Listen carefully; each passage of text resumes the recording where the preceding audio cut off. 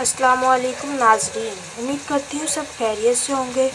आज हम बनाएंगे भिंडी गोश्त। उसके लिए हमने 1 किलो भिंडियों को 10 मिनट ऑयल में फ्राई करके रख लिया है।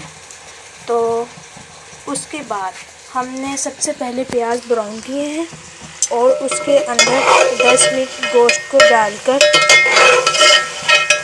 आप अच्छी तरह भूनें और इसे ब्राउन कर दें। अब हम इसमें शामिल करते हैं अदरक, लहसुन और टमाटर, इनका पेस्ट जो हमने ग्राइंड करके रखा हुआ है। ये आप हस्बे ज़रूरत 2 अदद टमाटर ले लें, 5 से 6 अदद मिर्चें और इस तरह अदरक लहसुन हस्बे ज़रूरत आप ले सकते हैं।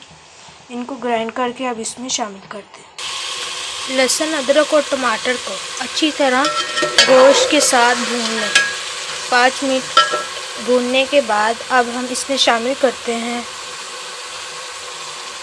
2 चम्मच नमक,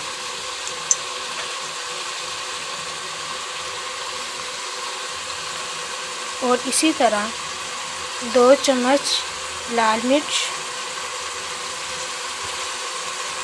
1 चम्मच हल्दी पाउडर और हाफ चम्मच,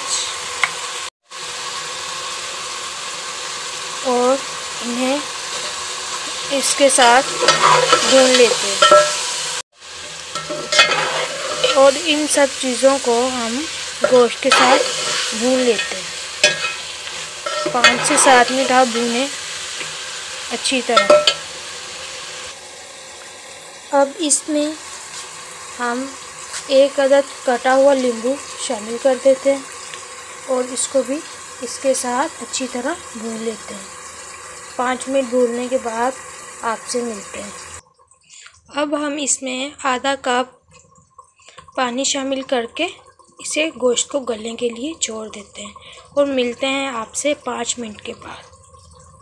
जी नाज़रीन, 5 मिनट हो गए हैं। अब हम इसमें शामिल करते हैं 1 चम्मच ज़ीरा और 4 से 5 अदद काली मिर्चें। नाज़रीन देखें, हमारा गोश्त भी काफ़ी हद तक गल चुका है। ये देखें,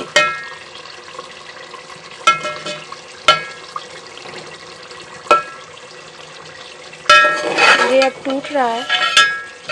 अब हम इसमें फ्राई की हुई भिंडियाँ 1 किलो वो शामिल करते हैं।